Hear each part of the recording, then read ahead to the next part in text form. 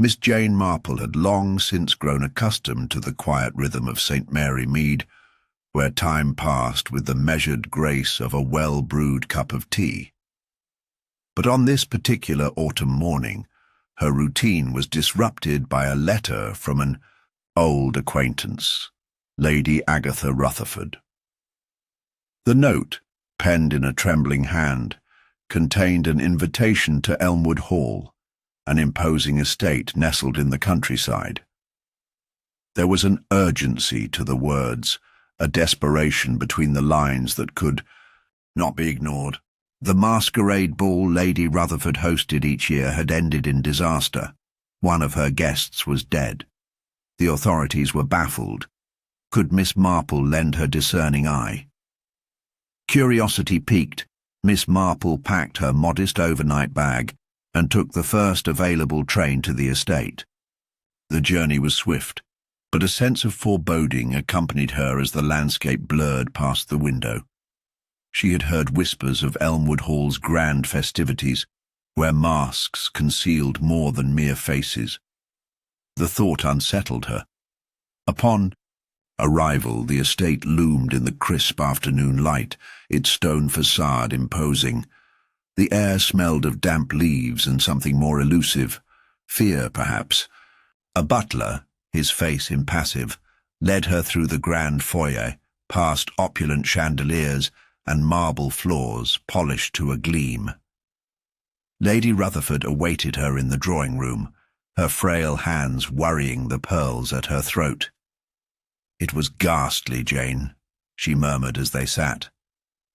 "Simply ghastly." Her voice was brittle with exhaustion. "Lord Montgomery is dead, strangled, and the manner of it, well, the police are at a loss." Miss Marple listened attentively. "What makes it so peculiar, Agatha?" Lady Rutherford exhaled sharply. "He was found in the east wing in the music room. The door was locked from the inside, no sign of forced entry. The window was latched as well. And—" She hesitated, eyes darting to the side, as if the very walls might be listening. "He was still wearing his mask. A masquerade murder. How quaint, yet chilling."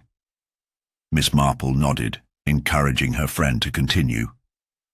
"It was past midnight when we heard the gramophone begin to play, a waltz, I believe. The guests were scattered throughout the house, some in the ballroom, others on the terrace. No one admitted to being near the music room at that time." Lady Rutherford's voice lowered. "When we forced the door open, Montgomery was slumped in a chair, masked as the Red Death. Strangled, yet not a single thing disturbed in the room.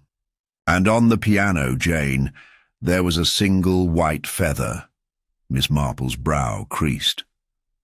"A feather?" Lady Rutherford nodded. "A swan's feather, to be precise. An unusual clue, deliberately placed." Miss Marple knew the difference between coincidence and intent. "The police questioned everyone." "Oh, endlessly. But no one saw anything, no one heard anything. It's as if the killer vanished into thin air." Miss Marple tapped her fingers lightly against the armrest.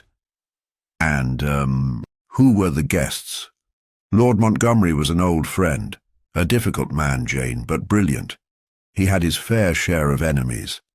Then there's Captain Oliver, an old military acquaintance of his, Lady Cecily, an artist of some renown, young Mr. Edmund Lane, and of course my niece, Beatrice. And the staff, of course." "A curious mix," Miss Marple mused. "And did Lord Montgomery have any disputes that evening?" Lady Rutherford hesitated. "There was tension, yes. I believe he had an argument with Captain Oliver earlier. And Beatrice seemed unsettled. She and Montgomery had a past, though I doubt it, would lead to murder." Miss Marple stood, smoothing her skirts. "I should like to see the music room, if you don't mind." Lady Rutherford led her through the dim corridors to the east wing. The music room was untouched, since the police had finished their initial investigation. A grand piano dominated the space, its lid propped open as if awaiting another melody. The chair where Montgomery had been found remained slightly askew, and there, resting atop the polished piano surface, lay a pristine white feather. Miss Marple picked it up delicately. "A statement, rather than an accident," she murmured. Her eyes drifted to the locked window, then to the heavy curtains. Something about the air in the room felt staged. Kneeling, she inspected the rug beneath the chair. A faint indentation caught her eye. Someone had stood there for some time. But no signs of a struggle. How peculiar. Peculiar indeed. The crime was either impossibly elaborate or deceptively simple, and Miss Marple intended to uncover which. Miss Marple moved slowly about the music room, her sharp eyes absorbing details the untrained might overlook. The authorities had done their due diligence, dusting for prints and noting the obvious, but she understood that true insight often lay in the mundane, the overlooked, the seemingly insignificant. She touched the back of the chair where Lord Montgomery had been found, noting its slight angle. He had not been facing the piano when he died, but slightly turned, as if he had been looking toward the door. A flicker of something passed through her mind, half a thought, not yet formed. Inspector Hewitt entered, his sturdy frame filling the doorway. A methodical man, not unkind, but skeptical of interference. He regarded Miss Marple with a mixture of respect and resignation. "Lady Rutherford insisted you have a look, ma'am," he said, folding his arms. "Can't say as I see much point. We've combed through every inch of the place. No forced entry, no weapon left behind. A locked room, an impossible murder. Miss..." Marple smiled pleasantly. "Oh, I wouldn't say impossible, Inspector. Merely intriguing." Hewitt sighed. "If you've got a theory, I'd be glad to hear it." "Not a theory, not yet. Just observations." She glanced at the window. "You say it. Was latched when you arrived?" "Secure as anything. Not even a fingerprint on it." Miss Marple stepped closer, peering at the sill.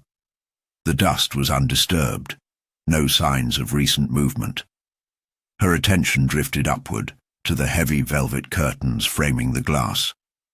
She ran, a hand along the inner hem, fingers catching on something unseen. She pulled away a single, nearly invisible strand of thread, a pale golden filament. Odd. Slipping it into her pocket, she turned back to the room, her gaze sweeping across the piano, the floor, the feather. A white feather, she mused. A peculiar choice. Hewitt frowned. "We assumed it was deliberate, but what does it mean? Some kind of message? Perhaps." She tapped a thoughtful finger against her chin.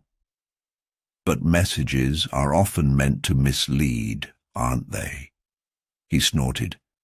"In my experience, killers are either clever enough to hide or stupid enough to leave something obvious. This one's clever, too clever, maybe." Miss Marple moved toward the door, where the lock mechanism gleamed in the dim light. "It was locked from the inside, you said?" Hewitt nodded. "We had to force it open, bolted from within." She inspected the bolt, running her fingers lightly along the edge. "And the key?" "Still in Montgomery's pocket. Useless since the bolt was thrown." "Curious." She straightened. "And the gramophone? It was playing when you arrived?" "That's right. Still spinning. The same waltz over and over." "How very dramatic," Miss Marple murmured. a theatrical touch. Too theatrical, Hewitt muttered. Like the feather, the whole thing feels staged. Miss Marple glanced at him approvingly. Yes, Inspector, exactly so. There was a pause, then Hewitt exhaled sharply. I don't suppose you'd like to speak with the guests, would you? I'd be interested to see if they squirm under your gaze. Miss Marple chuckled. Oh, I wouldn't dream of making anyone squirm, Inspector, but I should like to hear what they have to say. They moved to the drawing room, where the guests had gathered, their masks now discarded, but their expressions carefully composed. The air was thick with unspoken tension, the kind that settled over a room when suspicion took root. Captain Oliver stood near the fireplace, stiff-backed, a glass of brandy in hand. Lady Cecily lounged on a settee, her fingers idly tracing the rim of her teacup. Young Mr. Edmund Lane fidgeted near the window, his gaze darting toward the door as if weighing the possibility of departure. And Beatrice, Lady Rutherford's niece, sat perfectly still, her hands folded in her lap, eyes downcast. Miss Marple took her time, letting the silence stretch. People often revealed themselves in quiet moments. Finally, she said, a terrible tragedy, and such an unfortunate setting, an evening meant for revelry, marred by something so dreadful. Lady Cecily exhaled. It's unbearable to think one of us. She trailed off, shaking her head. Captain Oliver downed his brandy in one gulp. Montgomery wasn't a saint, let's be honest. The man had more enemies than friends. Yet you were friends once, Miss Marple said mildly. Oliver's jaw tightened. Once, a long time ago, before he betrayed half the men he called comrades. Ah, she tilted her head. An old grudge, then? Oliver narrowed his eyes. I'm not proud of my temper, ma'am, but I wouldn't murder a man over the past. Perhaps not, Miss Marple agreed, though past wounds do have a way of festering, don't they? She turned to young Edmund Lane, who had grown visibly pale. And you, Mr. Lane? What were you doing when the music began? Lane swallowed hard. I was in the library, alone, reading. Yes, that is, no, I mean I meant to, but He trailed off, colour rising in his cheeks. Miss Marple's eyes twinkled. You were avoiding someone? Lane hesitated. Then, reluctantly, Beatrice, we had an argument earlier. Beatrice flinched but said nothing. Miss Marple smiled gently. I see. And you, dear? She turned to the young woman. Beatrice lifted her head, meeting Miss Marple's gaze with surprising steadiness. I was in my room. And you heard nothing? A pause. No, nothing. A lie. Not obvious, but present in the way her fingers curled tightly around the hem of her sleeve. Miss Marple considered her next words carefully. And Lord Montgomery, he meant something to you. Once. Another pause, longer this time. Then softly, he was a cruel man, Miss Marple. Cruel and clever. And now he's dead. A statement, not a lament. Miss Marple folded her hands, nodding. Yes, and we must find out why. The room was silent again, but the air had shifted. There was something here. Unspoken truths, buried grievances, and deception, not yet clear, but present, waiting to be unravelled.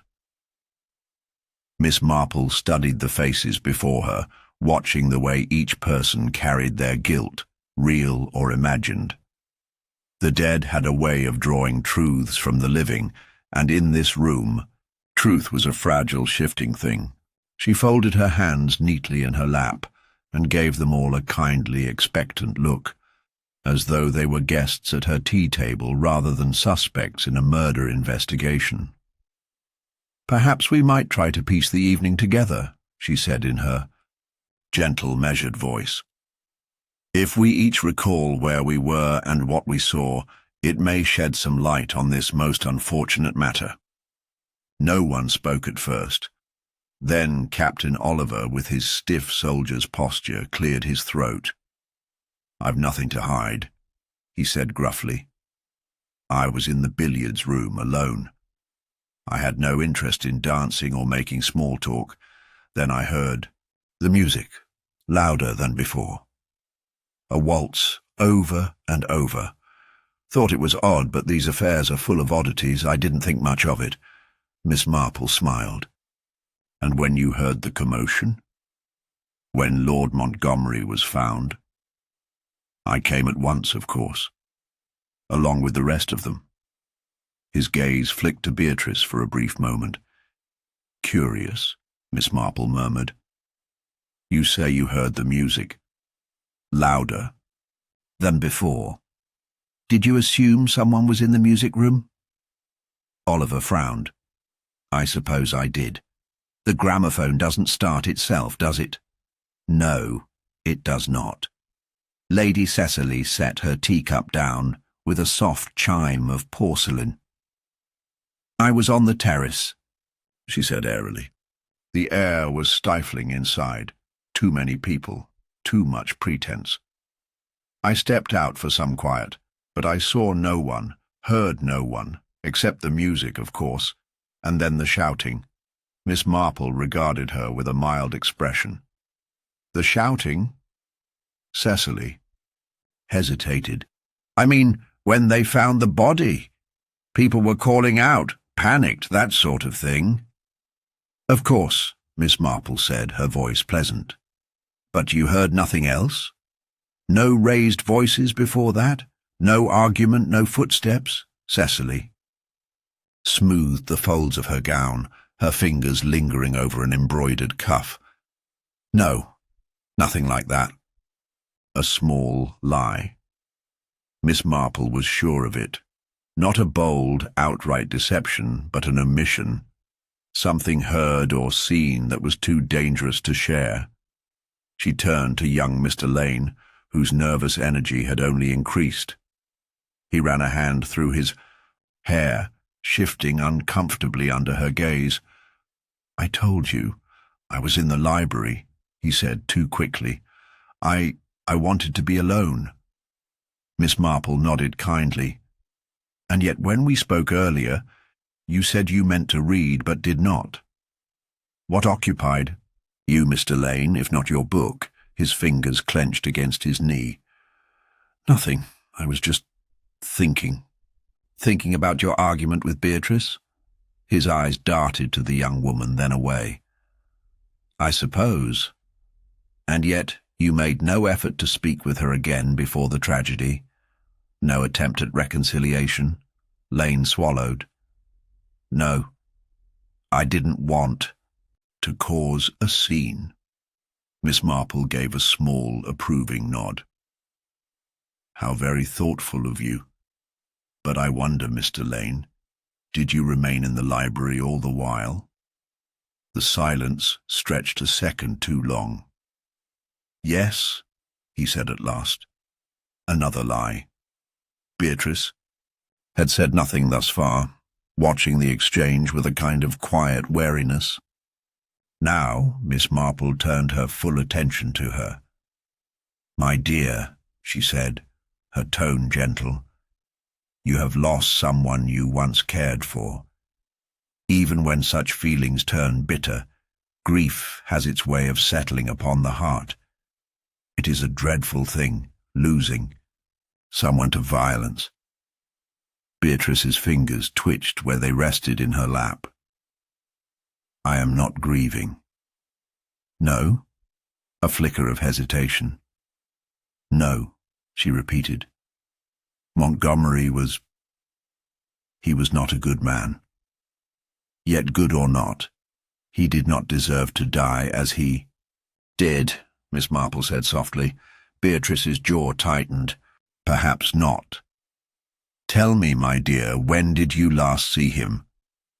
Beatrice hesitated again, then lifted her chin. Earlier in the evening. Before the dancing began. He tried to speak with me, but I had no interest in what he had to say.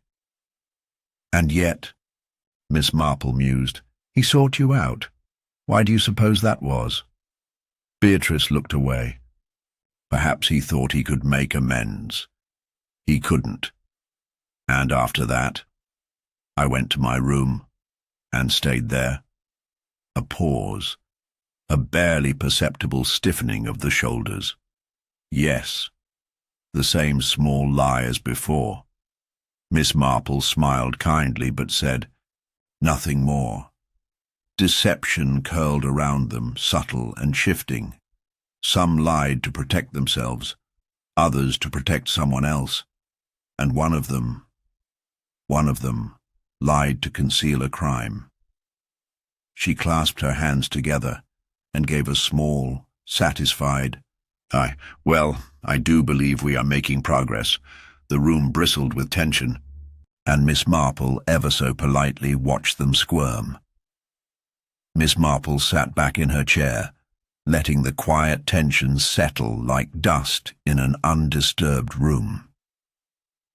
It was a delicate moment, the kind where people, in their eagerness to fill the silence, sometimes revealed more than they intended. She had always found that guilt did not sit well in the presence of stillness.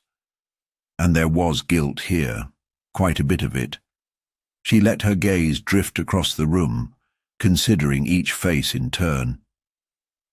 Captain Oliver, rigid and defensive, full of old grudges. Lady Cecily, poised but withholding. Edmund Lane, restless, as though he feared what the next question might uncover. And Beatrice, who had held herself so carefully still, so deliberately composed, that Miss Marple was quite certain there was something trembling beneath the surface. A tragedy such as this, she said finally, in her soft, measured voice, always carries with it an unfortunate truth. Someone wanted Lord Montgomery dead. A flicker of something in Captain Oliver's expression. Contempt, perhaps. A great many people wanted Montgomery dead, he muttered. He was a liar, a cheat, a man who made enemies as easily as breathing. If you're looking for a single motive, you won't find one. Miss Marple nodded thoughtfully. That may be so, but murder is a most inconvenient act, Captain. One does not commit it lightly, even for an old grudge. He held her gaze for a moment, then looked away. Grudges, he said shortly, have nothing to do with it. Which was, of course, a lie. She turned her attention to Lady Cecily. You said earlier that you stepped onto the terrace. You heard nothing before the commotion? Cecily's fingers toyed with the chain of a delicate bracelet. No.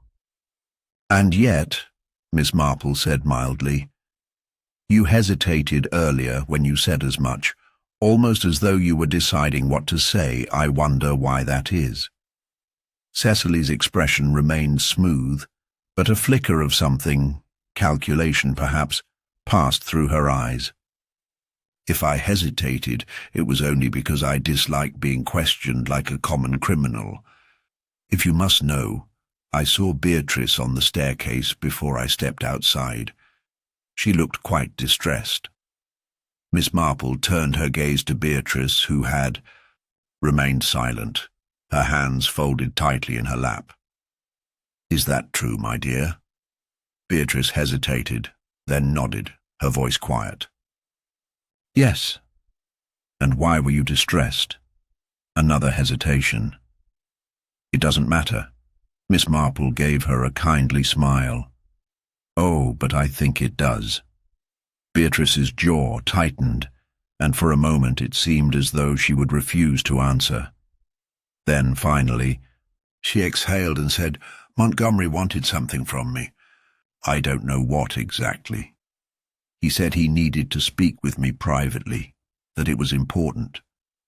But I didn't trust him. I never trusted him." Miss Marple nodded, filing the information away. "And did you speak with him?" Beatrice shook her head. "No, I refused. I told him I wanted nothing to do with him. Then I left him there and went upstairs." "Straight to your room?" A pause. "Yes." Another lie.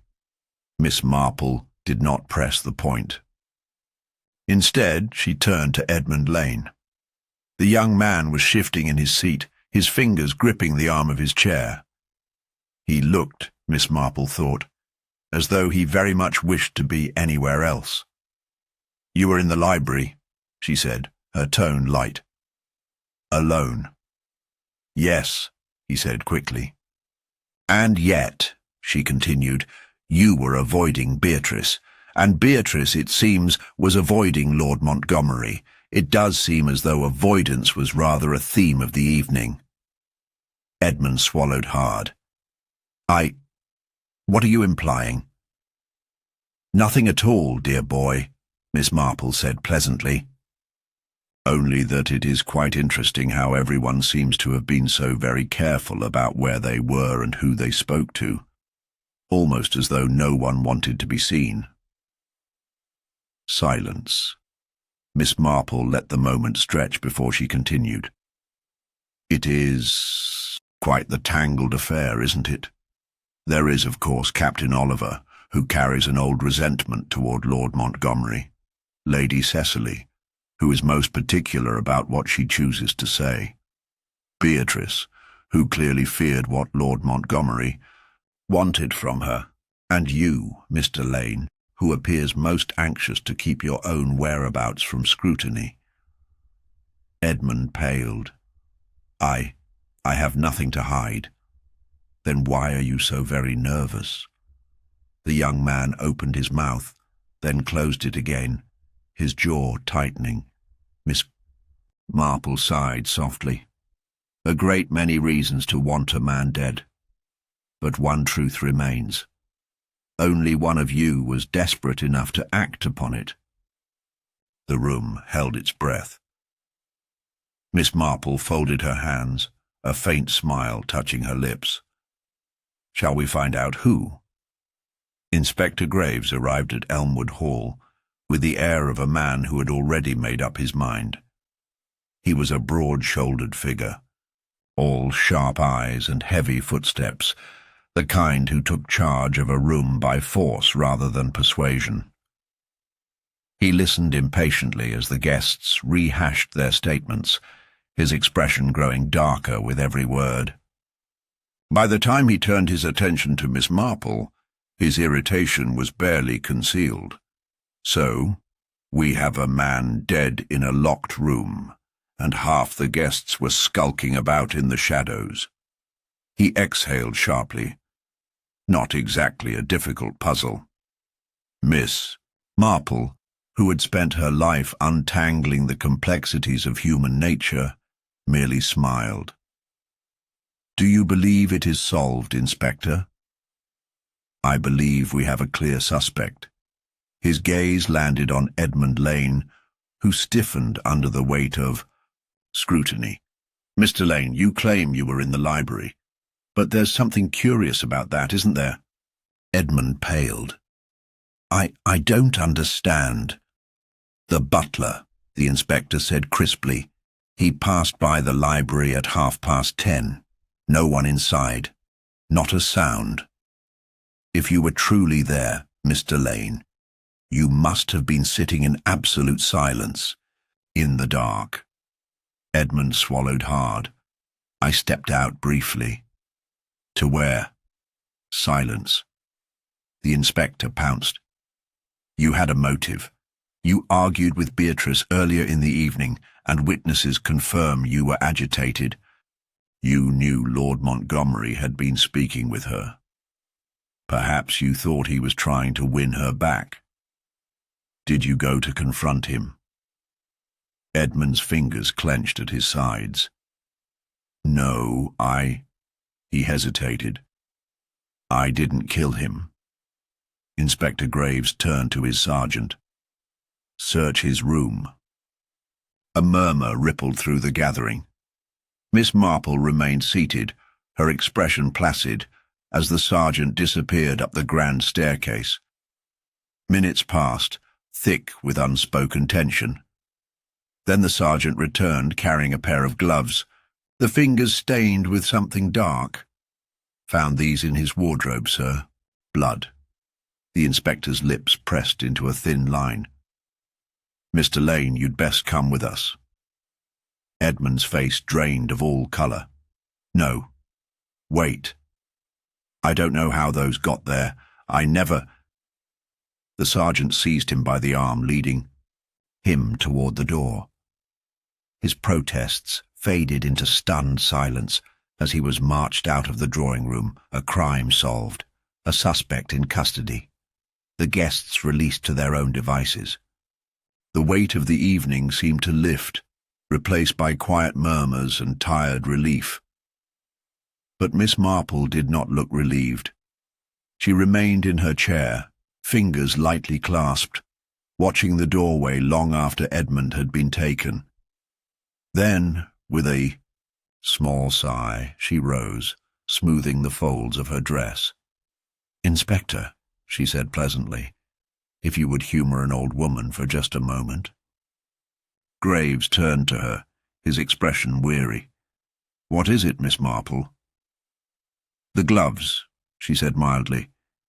"Did you notice something peculiar about them?" He frowned. "They were stained with blood." "Yes," she agreed. "And yet, when you found the body, the wound was scarcely bleeding. Death was almost immediate, was it not?" The inspector hesitated. "The killer must have been wearing gloves when the crime was committed," Miss Marple continued. "But if Mr. Lane was the murderer, why would he return to his room and carefully place those same gloves in his wardrobe?" Graves exhaled sharply. "Perhaps he was careless. Or," Miss Marple said gently, "perhaps they were placed there for us to find." A hush settled between them. Inspector Graves narrowed his eyes. "You think he's innocent?" Miss Marple smiled, but there was something knowing in her gaze. "I think the real murderer is very much at large and quite content to let Mr. Lane take the blame." Graves muttered a curse under his breath, and somewhere, unseen, the true killer waited in the shadows, watching, listening, and preparing for their next move. Miss Marple sat in the quiet drawing-room, her hands folded neatly in her lap. The rest of Elmwood Hall had settled into an uneasy calm, the guests retiring to their respective rooms, murmuring about the arrest of Edmund Lane. Yet Miss Marple knew better than to accept such an easy resolution. There were patterns in human nature, and this crime did not yet fit neatly into its frame. Inspector Graves stood near the fireplace, his broad frame stiff with frustration. "You're suggesting someone planted those gloves in Lane's room," he said, voice low. "That means we're dealing with a clever killer." Miss Marple gave a small nod. "Yes, quite clever indeed. But even the cleverest of criminals cannot erase every trace of their past." Graves exhaled sharply. "The past. Is that where you think the key lies?" Miss Marple rose, walking slowly toward the bookshelf that lined the far wall. Her fingers brushed against the spines of old, leather-bound volumes, their edges softened by time. "The present is rarely unconnected to what came before," she mused. "History has a way of repeating itself, Inspector, sometimes in ways we do not expect." She turned back to him, eyes sharp beneath her kindly demeanour. "Tell me, Inspector, did you look into Lord Montgomery's past?" Graves frowned.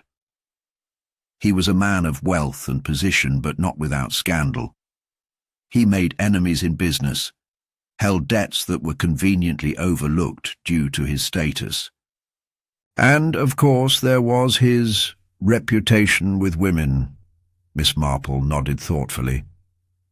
Yes, a man who took what he wanted without thought for the consequences. Her gaze drifted toward the grand portrait that hung above the mantelpiece, a younger Lord Montgomery captured in oil and shadow, his expression frozen in a smirk of quiet arrogance, a memory stirred, a whispered conversation at a garden party years ago, a name, half forgotten until now. She turned back to the inspector. Did you ever come across the name Margaret Willoughby? Graves furrowed his brow. No. Who was she? Miss Marple's voice was gentle. A young woman, many years ago.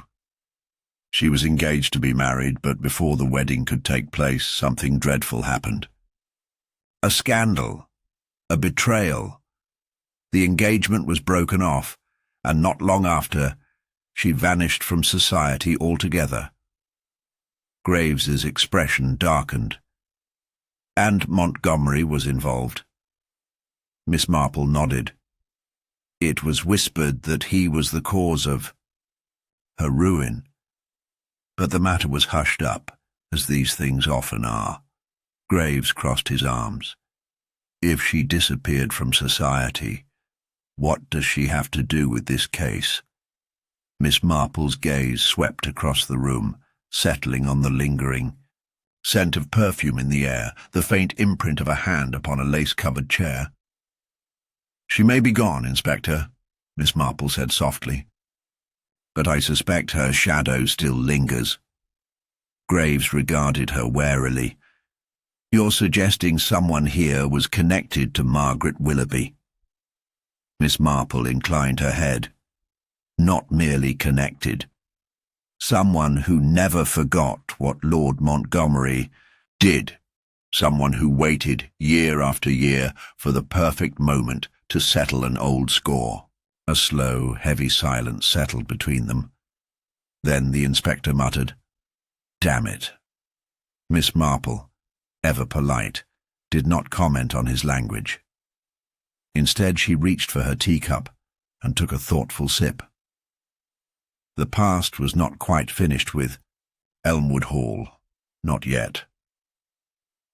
Miss Marple sat in the drawing-room, seemingly at ease, but her mind was weaving delicate threads together. The past had a habit of creeping into the present, and Margaret Willoughby's name had stirred something in her memory. There was still a missing link, one that she needed to expose. Inspector Graves paced near the fireplace, irritation etched into his face. We need something concrete, Miss Marple. You suspect the real murderer is still among us, but Lane's arrest means they'll be cautious. We need them to make a mistake. Miss Marple's fingers traced the rim of her teacup as she regarded him thoughtfully. Then perhaps we should give them an opportunity to do just that. Graves frowned. How?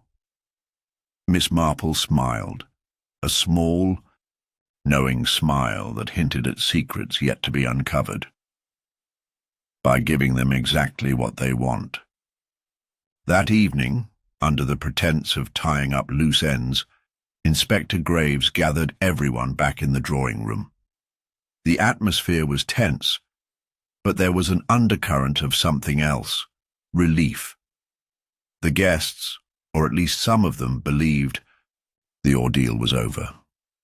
Miss Marple took her usual chair, her movements unhurried, her expression pleasant. It is always a terrible thing, she began, her voice gentle, when an old scandal comes to light again. People do so hate to be reminded of past misdeeds. Captain Oliver shifted uncomfortably.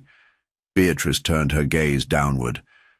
Lady Cecily folded her hands in her lap, the only one who seemed untouched by the weight of Miss Marple's words. But Miss Marple wasn't watching them. Her attention was on Edmund Lane's vacant seat. Then she turned to the inspector. "I have been thinking about Margaret Willoughby." A stillness spread through the room. "Her story was quite tragic, wasn't it?" Miss Marple continued, looking at no one in particular. "Ruined by a man who suffered no consequences, left to vanish from society while he continued his life as though nothing had happened. But someone, I think, never forgot." Lady Cecily finally lifted her gaze. "Miss Marple, what exactly are you implying?" Miss Marple offered a pleasant smile. "Oh, only that such wounds fester, dear, especially when they are left untreated for so many years." A thin tension rippled through the room. Then, with deliberate ease, Miss Marple reached into the small handbag at her side and produced something unexpected, a single white glove. The guest stiffened. Inspector Graves, despite being forewarned of her plan, blinked in surprise. Miss Marple held up the glove, letting the candlelight catch its pristine fabric. "This," she said mildly, "was found tucked behind a loose panel in Lord Montgomery's wardrobe." Captain Oliver scoffed. "Another glove? Haven't we had enough of those?" "Oh, but this one is quite special," Miss Marple replied. "You see, it doesn't belong to Edmund Lane. It belongs to someone else entirely." A pause, a shift in the air. Then a single breath too sharp to be mistaken for anything but alarm. Miss Marple turned her gaze toward Beatrice. Beatrice had been silent up until now, but in that moment something flickered across her face. An emotion quickly masked, but not before Miss Marple caught it. Miss Marple set the glove on the table. "You see," she continued, her tone casual, "this glove is quite old. Its stitching was done by hand, not machine. A rather fine piece, if I may say so, but one that has been well worn over time." She leaned back slightly. "It is, in fact, a woman's glove." A murmur ran through the room. Miss Marple turned her gaze to Lady Cecily. "And yet, my dear, I do not believe it is yours." Lady Cecily gave a slow, almost amused tilt of her head. "No, I rather think not. I haven't worn such gloves in years." Miss Marple nodded. "Indeed. But there is someone here who may have a connection to the past that we have so carelessly overlooked." Her eyes settled once more on Beatrice. The young woman stiffened. "I don't know what you mean." Miss Marple's voice remained gentle. "You were distressed that evening. You claimed Lord Montgomery wanted something from you. But I wonder, my dear, was it you who wanted something from him?" Beatrice's lips parted, but no sound came out.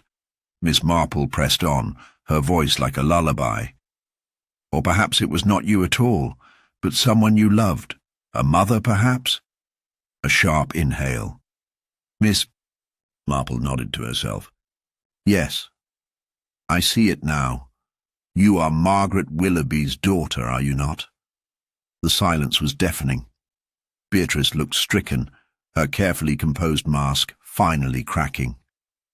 I don't—" Miss Marple did not let her finish. "Margaret disappeared, yes, but she did not vanish entirely, did she? She simply built a new life, away from those who had shunned her. And you, Beatrice, are proof of that." The young woman trembled. "He ruined her." Her voice was barely above a whisper. "He destroyed her life, cast her aside like she was nothing.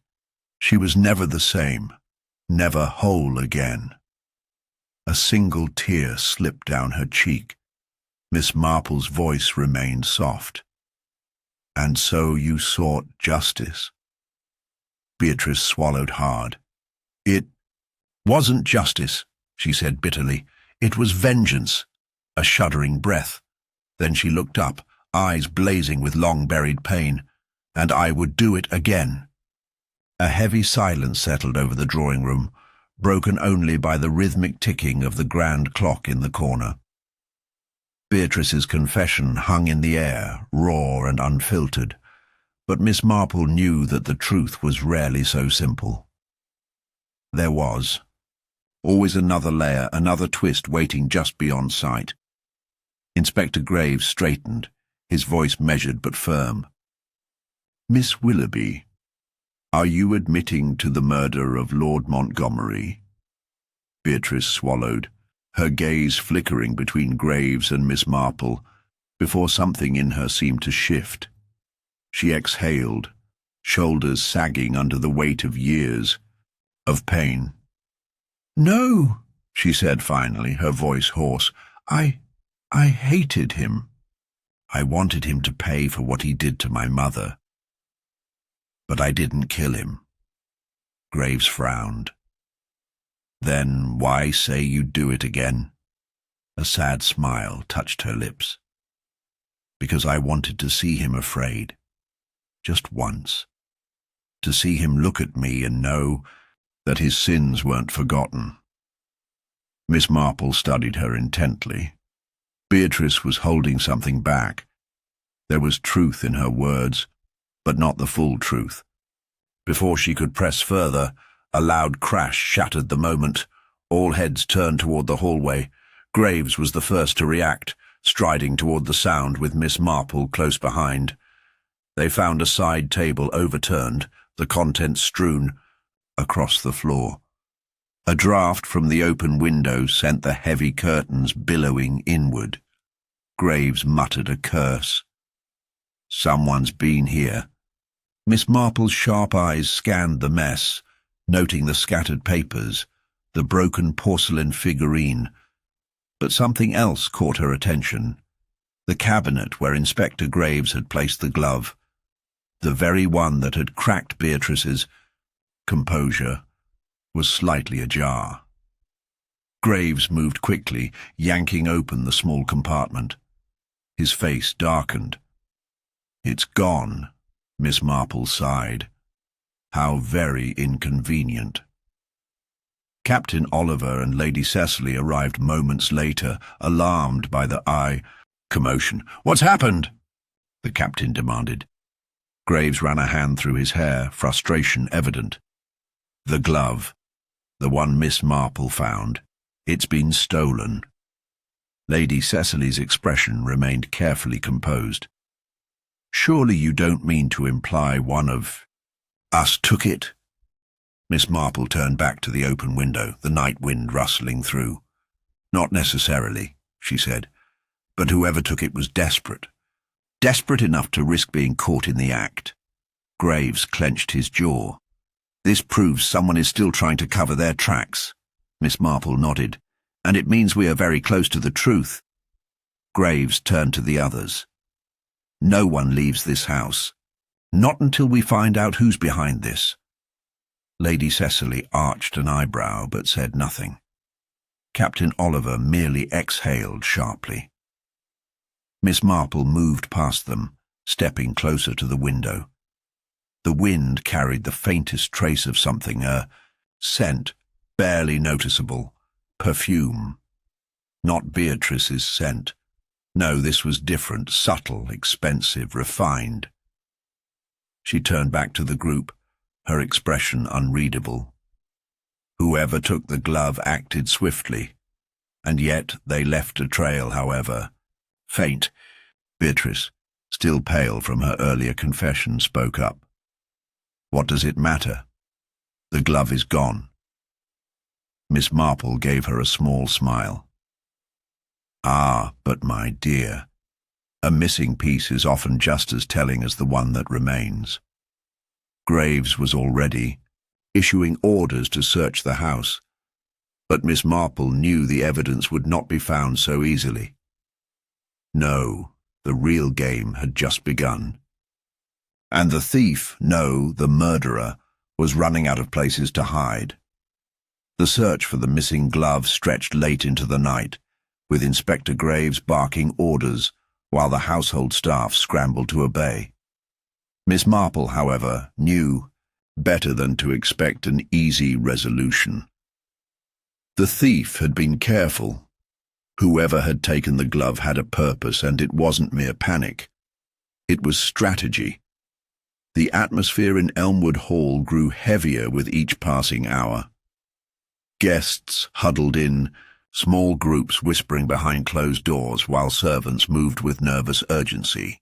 The storm outside had picked up, rattling the windows, and the candlelight flickered against the strained faces of those still gathered in the drawing room. Then, just as the fruitless search was winding down, a scream cut through the house. Miss Marple was already on her feet when Beatrice burst into the room, her face deathly pale. "It's Captain Oliver. He's—" She gulped in a breath, unable to finish. Graves was already moving, and Miss Marple followed swiftly. The group rushed down the dimly lit corridor, their shadows dancing along the walls as they neared the study.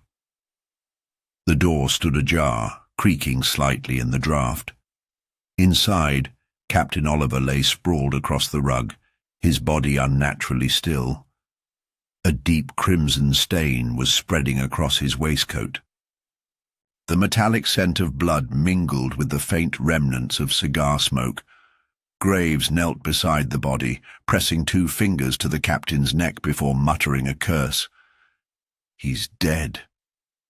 Lady Cecily, standing in the doorway, clutched the pearls at her throat. "Dear God," she whispered. Miss Marple's sharp eyes swept the room. The papers on the desk had been disturbed. A glass of brandy had overturned, pooling amber liquid across the polished wood. But what drew her attention most was a single object lying near Oliver's. Outstretched hand, a glove, but not the one that had gone missing. This one was different. It was darker, slightly smaller. A perfect match for the first glove found in Lord Montgomery's wardrobe. Miss Marple stepped forward, careful not to disturb anything, and murmured, "How very interesting." Graves turned to her, his expression grim. "Are you suggesting this is another message?" Miss Marple didn't answer immediately. Instead, she moved toward the fireplace, where the embers still glowed faintly. Something had been burned recently. The faint scent of charred fabric lingered in the air. She turned back to the room. "No," she said quietly. "This is not a message. This is a mistake." Beatrice, still trembling, asked, "What do you mean?" Miss Marple's gaze flickered toward Lady Cecily, who had yet to move from the doorway. The older woman's face was unreadable, but her hands, normally so still, had tightened around her pearls just a fraction too much. Graves was already issuing orders, sending for the constables who remained stationed outside. "No one leaves this house," he snapped. "This proves the murderer is still among us." Lady Cecily finally spoke, her voice composed but sharp. "It proves no such thing, Inspector. Captain Oliver may have discovered something about the first murder, or he may have been involved in something else entirely." Graves shot her a look. "Are you suggesting he had enemies beyond this house?" She met his gaze unflinchingly. "I am suggesting that you do not leap to conclusions." Miss Marple, however, was studying the room in silence. Something about the arrangement of objects, the spilled drink, the misplaced glove, something felt off. Captain Oliver was a military man, meticulous by nature. Would he have simply dropped a glove, or had it been placed there deliberately? Then she noticed something else. Near the brandy glass, barely visible against the wood, was a single drop of candle wax. Not from the candles in this room. Those had not been disturbed. No, someone had been here earlier, by candlelight. Someone had read something, or searched for something before Captain Oliver had arrived. Miss Marple straightened. The second, murder had confirmed what she had begun to suspect. The first crime had been carefully planned. But the second was desperation. The killer was no longer in control, and that, Miss Marple knew, would be their undoing. A hush had settled over Elmwood Hall, a silence thick with tension and unspoken fears. Captain Oliver's body had been moved under Inspector Graves' orders, but the stain of his death lingered, an ominous shadow that stretched across the already tangled mystery. The second murder had thrown the house into turmoil, yet for Miss Marple, clarity had begun to emerge through the chaos. She sat in the drawing-room, her fingers lightly tapping the armrest of her chair, eyes half closed in thought. Across from her, Beatrice stared into the fireplace, the flickering flames casting restless shadows on her pale face. Lady Cecily stood by the window, her usual poise intact, though Miss Marple did not miss the way her fingers lingered near her necklace, absently twisting one of the pearls. Graves paced, frustration evident. "It makes no sense," he muttered. Oliver wasn't a threat to anyone. If the first murder was planned, this one was impulsive. But why? What did he know? Miss Marple opened her eyes. "Perhaps, Inspector, the question is not what Captain Oliver knew, but rather what he had begun to suspect." Graves frowned. "Meaning?"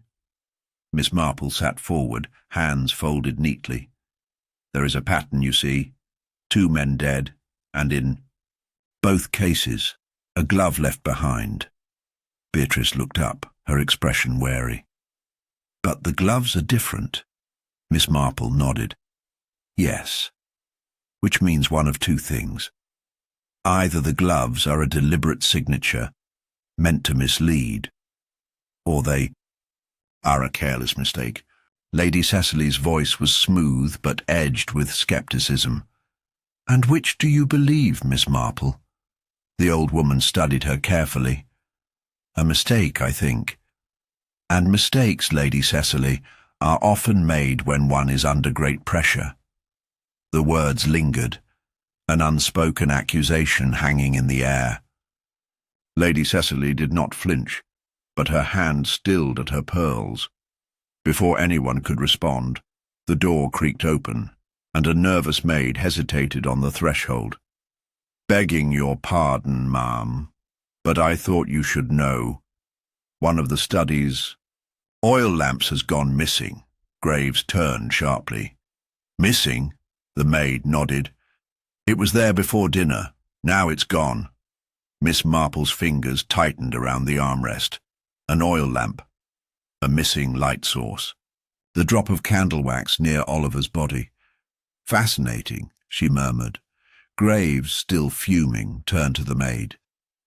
"Who had access to the study before the murder?" The maid hesitated. "Anyone, sir. It's never locked." Miss Marple's thoughts turned inward. A lamp. Wax near the brandy glass. Someone had been in the study earlier, using their own source of light. Why? What had they been looking for? Then she recalled something, an offhand comment, lost amid the initial investigation. Beatrice, on the night of the first murder, had said, "Lord Montgomery liked to read by the fire, but never with the overhead light on." And yet, when Montgomery was found, the room had been fully lit. Miss Marple turned suddenly to Beatrice. "My dear, when you last saw Lord Montgomery that evening, was the fire still burning?" Beatrice blinked, startled by the abrupt question. "Yes," she said slowly. "It was." Miss Marple nodded. "And yet, when his body was discovered, the fire had burned low, almost to embers." Graves frowned. "So what?" Miss Marple smiled faintly. So someone was in that room for quite some time after Lord Montgomery's death, long enough for the fire to die down. Beatrice's eyes widened. But why? Because they weren't just disposing of evidence, Miss Marple said softly. They were looking for something. Lady Cecily's voice, calm but clipped, cut through the tension. And you believe Captain Oliver had begun to suspect this? Miss Marple's gaze rested on her. I believe he did, and I believe that is what got him killed. Graves let out a frustrated breath. But what was so important that the murderer had to kill twice to keep it hidden? Miss Marple looked around the room, her mind sorting through the pieces. The fire, the missing lamp, the spilled brandy, the gloves. Then she saw it. The pattern that had been in front of her all along. She exhaled softly. Inspector, I believe I know what was stolen. And once we find it, we will find the murderer. Miss Marple sat very still, her fingers lightly pressed together, eyes half-lidded in thought. The hush that had settled over the drawing-room was heavy with unspoken fears, with the weight of truths just on the cusp of revelation. Inspector Graves was pacing, his boots scuffing against the polished wooden floor, his frustration barely contained. Beatrice had grown pale, gripping the arm of her chair as though afraid to let go. And Lady Cecily, graceful, poised, yet unusually quiet, stood near the window, the moonlight casting a silver sheen over her delicate features. Miss Marple's voice, when it came, was soft but precise. Inspector, I believe we have all been looking in the wrong direction. We have been asking ourselves who had the most to gain from Lord Montgomery's death. We should have been asking why he had to die at all. Graves halted, his brow furrowing. What are you getting at, Miss Marple? She smiled faintly. Lord Montgomery's murder was not about money, not in the way we imagined. His will was not tampered with, his estate was secure. But what if his death was about something far more valuable than mere wealth? Beatrice swallowed hard. What could be more valuable than money? Miss Marple turned her gaze toward Lady Cecily. The truth. A flicker of something passed across Lady Cecily's face, so quick that only Miss Marple, with her keen eye for human frailty, caught it. Graves frowned. The truth about what? Miss Marple exhaled softly. The fire, she murmured. That was the moment I knew we were missing something. The fire had burned low, despite Lord Montgomery being known to keep it roaring. Someone stayed in that study long after his death, and they weren't just covering their tracks, they were searching for something. Graves crossed his arms. You said that before, but what?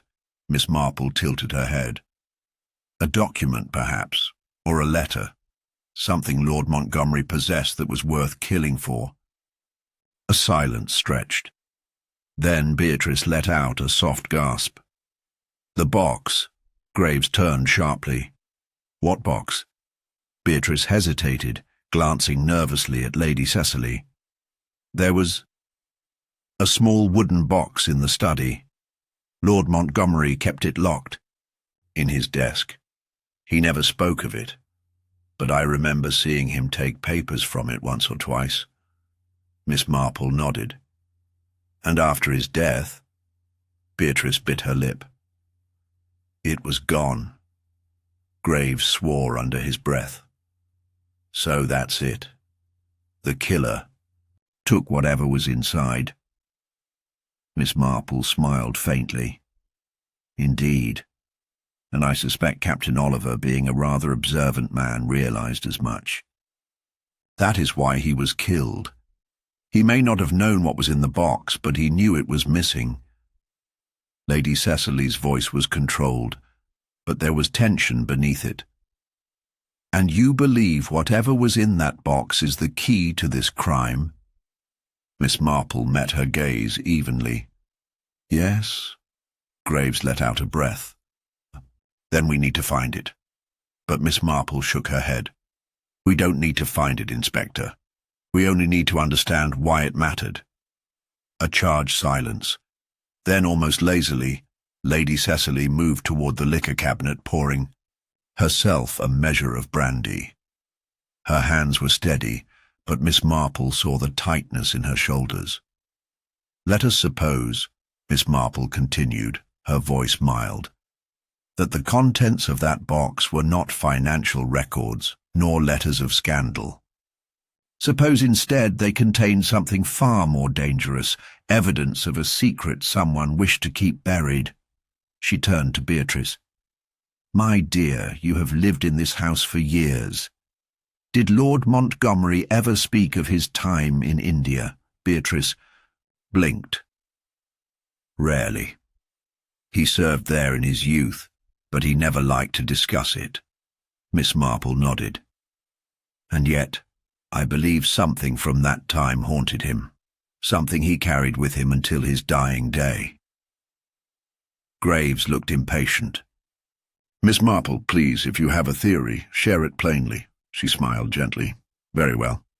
I believe Lord Montgomery possessed proof of a crime committed many years ago, perhaps during his time in India, something someone was willing to kill to keep hidden, and I believe that person is in this room." The air grew thick with unspoken words. Lady Cecily took a sip of her brandy, her expression unreadable. Graves looked between them, then exhaled sharply. "Do you have any proof?" Miss Marple's voice was kind, but firm. "I believe the proof was in the box. But the actions of the guilty often speak louder than any document." She turned back to Lady Cecily. "My dear, you have been remarkably composed throughout this entire affair. But there is something I noticed. The way you touch your necklace, almost absently, as if drawn to it for comfort. A habit formed over years, perhaps." Lady Cecily's fingers froze. Miss Marple smiled. "That necklace, I suspect, has a story." For the first time, Lady Cecily's mask cracked, just a flicker of emotion, a ghost of something deeper. Then she laughed, a brittle sound. "You're quite something, Miss Marple." Miss Marple remained silent. Lady Cecily set down her glass. "Very well. Since you seem to know everything, let me tell you a story. A long time ago in India, a man made a mistake, a terrible mistake. He betrayed a friend. He stole something that wasn't his. And for years, he lived in fear that his secret would come to light." Her fingers curled around the pearls. "That man was my husband." A silence stretched. Lady Cecily's voice was softer now. "He kept a record of it, you see. Perhaps out of guilt. Perhaps because he knew that one day the truth might come back to haunt him." Graves' expression darkened. "And you killed him to keep it hidden?" Lady Cecily's gaze lifted, sharp as a blade. "No, Inspector, I didn't." Miss Marple watched her carefully. "But you knew who did." A pause. Then, slowly, Lady Cecily nodded. "Yes." Beatrice let out a strangled breath. "Who?" Lady Cecily turned, her gaze resting on the quietest figure in the room. Miss Marple followed her gaze, and then she understood. It had been there all along, the small contradictions, the quiet grief that wasn't quite real, the too-perfect alibi. Miss Marple exhaled softly. "Oh, my dear," she murmured. and Beatrice, pale, trembling, closed her eyes. Miss Marple's voice was gentle but firm, her sharp blue eyes never leaving Beatrice's face. The young woman had gone still, her fingers curled tightly against the fabric of her dress, her breath shallow and uneven. The weight of the room pressed upon her, the inescapable knowledge that the moment had finally come. "You knew," Miss Marple said softly. "You knew all along, didn't you?" Beatrice swallowed hard, her lips parting, but no words came. Lady Cecily remained motionless, her expression unreadable. Inspector Graves stepped forward, his presence commanding, though it was clear even he was hesitant to shatter the silence too quickly. I don't know what you mean," Beatrice whispered. Miss Marple sighed. "Oh, my dear, you have been such a good actress. The grief-stricken assistant, the loyal companion, the innocent bystander caught in a terrible tragedy. But the truth, my dear Beatrice, is quite different, isn't it?" The colour drained from Beatrice's face. "You're wrong." Miss Marple tilted her head. "Am I? Then tell me, why did you not mention the box? You knew it was missing. You must have seen it in Lord Montgomery's study before his death. Why did you not tell the police?" I didn't think it was important." Miss Marple's gaze softened. "But you did. You knew exactly what was in that box, didn't you? And you knew what it would mean if it were found." Beatrice's breathing quickened, her eyes darting to the door as if calculating the distance. Graves noticed and shifted slightly, blocking her path. Miss Marple's voice remained kind, but her words were razor-sharp. "Lord Montgomery trusted you, Beatrice.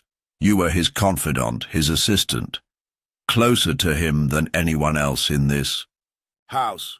And yet, the night he died, you were the only one who claimed to have heard nothing. Not the struggle, not the fall, not the dying gasp of a man betrayed." Beatrice's hands trembled. "Stop." Miss Marple did not. But there was something. "Even more telling, my dear. When you first spoke to me about Lord Montgomery's study, you described his habits in detail. You told me how he liked his fire roaring, how he always kept the room warm, even in the summer. But that night, the fire had burned down to embers. You were in that room after his death," Miss Marple continued, her voice unwavering. "You stayed long enough for the fire to die, and you took the box." Beatrice let out a strangled breath. Graves stepped closer, his tone steel-edged. "Where is it, Beatrice?" She shook her head, tears welling in her eyes. "I don't know." Miss Marple sighed. "Lying now will do you no good, child." Beatrice's chest rose and fell rapidly.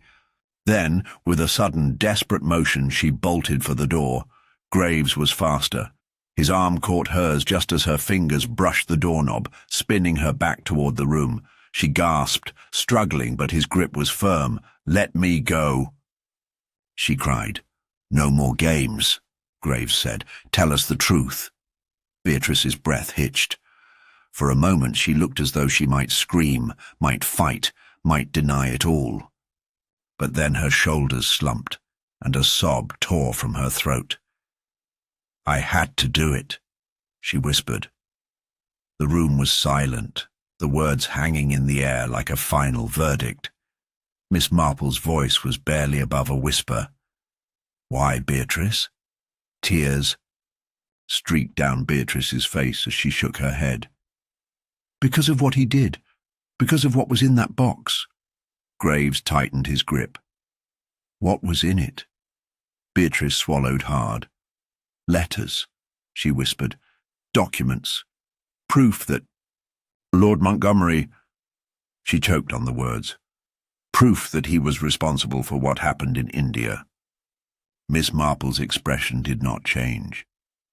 "The betrayal?" Beatrice nodded, shaking. It wasn't just a betrayal, it was a massacre. Lady Cecily let out a slow breath, her eyes closing briefly. Beatrice wiped at her tears, her voice raw. There were families, innocent people. He let them die, and he lived his life as if it had never happened, as if he could just forget. She shuddered. But he kept the proof. Maybe out of guilt, maybe out of fear. And when I found out, when I realized what he had done, I couldn't let it stay hidden. Graves' voice was grim. So you killed him? Beatrice looked up at him, her eyes shining with fury. You don't understand. I didn't do it for money. I didn't do it for revenge. I did it because he didn't deserve to get away with it. Miss Marple studied her for a long moment. And Captain Oliver? Beatrice flinched. He wasn't supposed to die. Lady Cecily let out a slow breath. But he found out, didn't he? Beatrice nodded, a broken sound escaping her lips. He figured it out. He was going to tell you. She looked at Lady Cecily, her face full of anguish. I didn't mean to. I just needed him to be quiet just for a little while, but he fell and... Her voice cracked. I didn't mean to. Silence filled the room, heavy with the weight of what had been done. Inspector Graves exhaled sharply. It's over, Beatrice. Her face crumpled. I know. Miss Marple watched as the young woman slumped in defeat, the fight leaving her entirely. Graves signalled to his constables, who stepped forward, their presence final. As they led Beatrice away, Miss Marple sat back in her chair, her fingers lightly touching the lace of her sleeve. Lady Cecily stared at the empty doorway, her expression unreadable. Was justice served tonight, Miss Marple? The old woman's smile was bittersweet. Justice is a complicated thing, my dear. But truth always finds its way to the surface. The fire crackled softly in the hearth. Outside, the wind whispered through the trees, and Elmwood Hall, at last, fell silent. Miss Marple sat in the parlour of Elmwood Hall, her hands folded neatly in her lap, her expression unreadable. Outside, the wind had begun to howl, rattling the tall windows, as if the very house itself could not rest easy just yet. Inspector Graves had departed to oversee Beatrice's transfer, and Lady Cecily had excused herself, retreating to her chambers in the wake of the evening's revelations. And yet, something unsettled Miss Marple. A feeling, a whisper of doubt, that had begun to stir in her mind the moment Beatrice had spoken her confession. The pieces fit, did they not? Lord Montgomery had died for his sins, his past finally catching up to him. Beatrice had discovered the truth, acted in desperation, and then silenced Captain Oliver when he threatened to expose her. A tragic, painful story, but one that made sense. And yet, Miss Marple's gaze drifted toward the fire, her thoughts, sifting through the details as she had done so many times before. There had been something about Beatrice's confession that had struck her as wrong. The girl had spoken with conviction, with anger, with sorrow, but there had been no fear, not of capture, not of the consequences. And the way she had described Oliver's death, I didn't mean to, I just needed him to be quiet. It was an admission of guilt, but not one of intent. And then there was the missing box. No one had found it. Beatrice had not revealed its location, and if it had truly contained the damning evidence she claimed, then surely it would have surfaced by now. But it had vanished, as if swallowed by the house itself. Miss Marple's fingers tightened slightly. No, something was still amiss. The sound of footsteps in the corridor drew her attention. The heavy, deliberate stride of someone who was not eager to be heard, but could not quite manage to be silent. The door opened, and Lady Cecily stepped inside. She had shed the formal air she had worn earlier in the evening, her hair no longer as perfectly arranged, her shawl wrapped tightly around her shoulders. Her face, however, remained as composed as ever. "Still awake, Miss Marple?" she asked quietly. Miss Marple smiled. "I have never been one to sleep easily after an unfinished puzzle." Lady Cecily tilted her head. "Unfinished?" Miss Marple gestured to the empty chair opposite her, and Lady Cecily hesitated only a moment before crossing the room and sitting down. "You seem troubled, my dear," Miss Marple said gently. Lady Cecily let out a soft sigh, her hands smoothing over the fabric of her dress. "Should I not be? After all, this house has seen 2 deaths in as many days, and now a young woman's life is ruined as well." Miss Marple watched her carefully. "Yes, quite the tragedy." The fire crackled, casting shifting shadows along the walls. Lady Cecily's gaze flickered toward it, then back to Miss Marple. "I assume you do not believe it is truly over." Miss Marple's smile was faint. "Oh, I suspect the official account will be quite satisfying. Inspector Graves will be content. The newspapers will declare it solved, and Beatrice herself has accepted her fate." A pause. "But I am an old woman, Lady Cecily, and I have learned over the years that the truth is rarely so tidy." Lady Cecily's fingers curled slightly in her lap. "What are you suggesting?" Miss Marple leaned forward, her voice soft, but steady. "That Beatrice was telling the truth, just not the whole truth."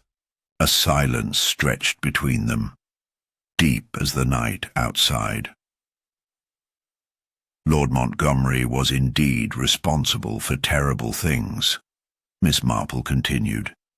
"Beatrice discovered them, perhaps even confronted him about it. But I do not believe she killed him." Lady Cecily's expression did not change. Miss Marple went on, her voice quiet and even. "Beatrice loved Captain Oliver. She would never have harmed him intentionally. And yet, the moment he learned something he was not meant to, he died. That suggests something very important." She held Lady Cecily's gaze, that the real murderer was still at work. A log in the fireplace shifted, sending a shower of embers into the air. The room flickered with light, illuminating the slight tension in Lady Cecily's shoulders. "You have always been remarkably perceptive, Miss Marple," she said at last. Miss Marple did not respond, waiting. Lady Cecily exhaled, her fingers tightening against the arms of her chair. "You are correct, of course. Beatrice did not kill my husband." Miss Marple remained silent, allowing the confession to unfold at its own pace. "I did." The words were spoken without hesitation, without drama. A simple, quiet truth. Miss Marple nodded, unsurprised. "And Captain Oliver?" Lady Cecily's eyes darkened. "That was regrettable." Miss Marple tilted her head. "Because you had not meant to kill him?" Lady Cecily let out a slow breath. "Because he was innocent." A quiet settled between them, heavy with understanding. Miss Marple spoke gently. "You found the documents first, didn't you?" Lady Cecily gave a single nod. "Years ago, I knew what my husband had done, but I told myself I could endure it, that I could live with the knowledge, because exposing him would ruin everything. The family name, our standing. And then Beatrice found them, and she confronted him. Foolish, Girl. Her lips curled slightly, though there was no malice in it. She believed in justice, in righting wrongs. But my husband was a powerful man, Miss Marple. He would have destroyed her. He would have destroyed all of us. Miss Marple's voice was soft. So you stopped him first. Lady Cecily's fingers pressed against the fabric of her skirt. I poisoned his drink. It was not difficult. He trusted me implicitly. Miss Marple sighed. And Captain Oliver?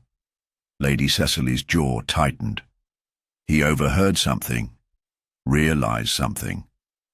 I'm not certain how much he knew, but it was enough to make him a threat. I needed to silence him, but I didn't intend to kill him. I only meant to ensure he left before he could put the pieces together. Her voice dropped to a whisper. But he fell. And that was that. A long silence stretched between them. Miss Marple's voice was gentle. And the box? Lady Cecily's lips curved into a thin smile. Gone. I burned every page of it. No one will ever see those documents again. Miss Marple nodded slowly. Then I suppose it is finished. Lady Cecily tilted her head. Will you tell the inspector? Miss Marple considered the question. Then, with a quiet smile, she rose from her chair. Good night, Lady Cecily. She turned and walked toward the door, pausing just before exiting. Truth, my dear, always finds its way to the surface. And with that, she was gone. Miss Marple walked slowly through the grand corridors of Elmwood Hall, her footsteps light against the plush carpets. The house had settled into an uneasy stillness, but it was not the peace of resolution. No, there was something unfinished in the air, something lingering like a whisper of smoke after a fire had been extinguished. The truth had been spoken, but justice was another matter altogether. She had known from the moment Lady Cecily confessed that there would be no triumphant arrests, no dramatic conclusions where guilt was paraded before an eager audience. Lady Cecily was no common criminal. She had acted not out of greed or malice, but out of fear, out of necessity. A woman who had spent her life bound by duty, by appearances, by the unrelenting weight of her husband's sins. And yet, murder was murder. Miss Marple reached her room and closed the door softly behind her. The fire had burned low, casting flickering shadows along the walls.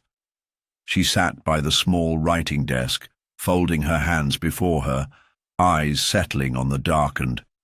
Window-pane Beatrice would not suffer for a crime she had not committed.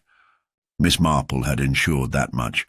A carefully worded conversation with Inspector Graves had been all it took, planting the right doubts, encouraging a second look at the timeline, the logistics. She had left out the confession, of course. That had been a private matter, a truth not meant for the machinery of law to grind into dust. But Beatrice would be freed. That was enough. Lady Cecily, however, would remain, untouched, a secret kept. And Miss Marple found herself wondering, was that justice? A soft knock at the door interrupted her thoughts.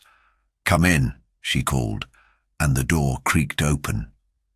It was Lady Cecily. She was dressed in a dark robe now, her hair still pinned but looser than before. She stepped inside and closed the door. Behind her, the silence stretching between them. For a long moment, neither woman spoke. Then, Lady Cecily exhaled softly. "She will go free, won't she?" Miss Marple nodded. "Yes." A small, almost imperceptible flicker of relief crossed Lady Cecily's face. She moved toward the fire, staring into the embers. "And me?" Miss Marple studied her. That is a question only you can answer. Lady Cecily let out a breath that was almost a laugh. How very diplomatic of you. Miss Marple tilted her head. I am not here to pass judgment, my dear, but I do wonder, will you be able to live with this? Lady Cecily's fingers traced the edge of the mantelpiece. I have lived with worse. A long silence settled between them, the fire crackling faintly. Miss Marple spoke at last. There was one thing I never quite understood. You burned the documents, yet you let Beatrice find them. Why? Lady Cecily did not turn. Because I wanted her to know. I wanted someone to know. Miss Marple regarded her thoughtfully. And if she had exposed it? Lady Cecily's lips curved slightly. She wouldn't have. She thought she would, but in the end she would have done what I did, what any of us do when faced with an unbearable truth. She would have buried it. Miss Marple considered this. Perhaps. Or perhaps she would have had the courage to see it through. Lady Cecily finally turned, her gaze meeting Miss Marple's. And you, Miss Marple? What will you do? The elderly woman smiled, a quiet, knowing smile. Oh, my dear, I am but an observer in these matters. Lady Cecily nodded slowly. Yes, I suppose you are. She turned toward the door, pausing as she reached it. Thank you, Miss Marple. For what? Lady Cecily gave the faintest of smiles. For understanding. And then she was gone. Miss Marple sat in the dim glow of the fire, listening to the wind outside. The house would remain standing. The world would move forward. The truth had been uncovered. But justice had slipped through its fingers once more. Perhaps that was the way of things. But in the quiet corners of Elmwood Hall, in the spaces between secrets and silence, the truth would always linger. And Miss Marple, as always, would be watching. The dawn's first light stretched its pale fingers over Elmwood Hall. Miss Marple stood by the window, gazing over the estate's frost-dusted grounds. The night's events had settled, or at least they had given the appearance of settling, but something still gnawed at the edges of her thoughts. A whisper, a faint tug of something just out of reach. The case was solved. And yet, was it truly? Beatrice was free. The charges against her had been dismissed after Inspector Graves reconsidered the evidence. Lady Cecily had withdrawn into her quiet world, carrying the weight of her secrets with poise. The remaining guests had begun to leave, eager to put distance between themselves and the house that had hosted such a tragedy.